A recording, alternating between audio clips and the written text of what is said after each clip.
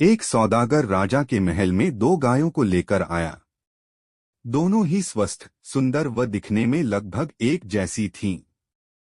सौदागर ने राजा से कहा, महाराज, ये गायें माँ बेटी हैं, परंतु मुझे यह नहीं पता कि माँ कौन है व बेटी कौन, क्योंकि दोनों में विशेष अंतर नहीं है। मैंने अनेक स्थानों पर लोगों से यह पूछा, किंतु कोई भी इन दोनों में माँ बेटी की पहचान नहीं कर पाया। बाद में मुझे किसी ने यह कहा कि आपका बुजुर्ग मंत्री बेहद कुशाग्र बुद्धि का है और यहाँ पर मुझे अवश्य मेरे प्रश्न का उत्तर मिल जाएगा, इसलिए मैं यहाँ पर चला आया। कृपया मेरी समस्या का समाधान किया जाए।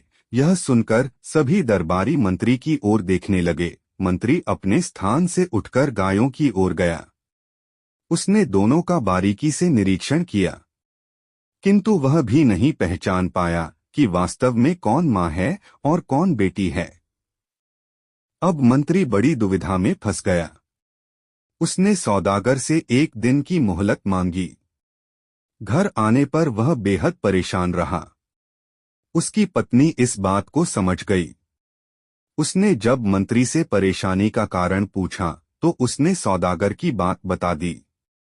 यह सुनकर पत्नी बोली, अरे, बस इतनी सी बात है, यह तो मैं भी बता सकती हूँ।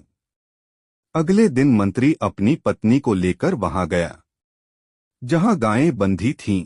मंत्री की पत्नी ने दोनों गायों के आगे अच्छा भोजन रखा। कुछ ही देर बाद उसने माँ व बेटी में अंतर बता दिया।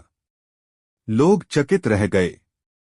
मंत्री की पत्नी बोली, पहली गाय जल्दी जल्दी खाने के बाद दूसरी गाय के भोजन में मुंह मारने लगी और दूसरी वाली ने पहली वाली के लिए अपना भोजन छोड़ दिया।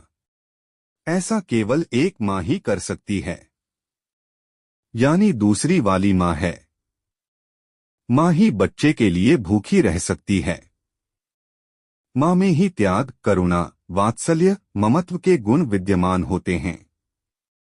इस दुनिया में माँ से महान कोई नहीं है। माँ के चरणों में भगवान को भी झुकना पड़ता है।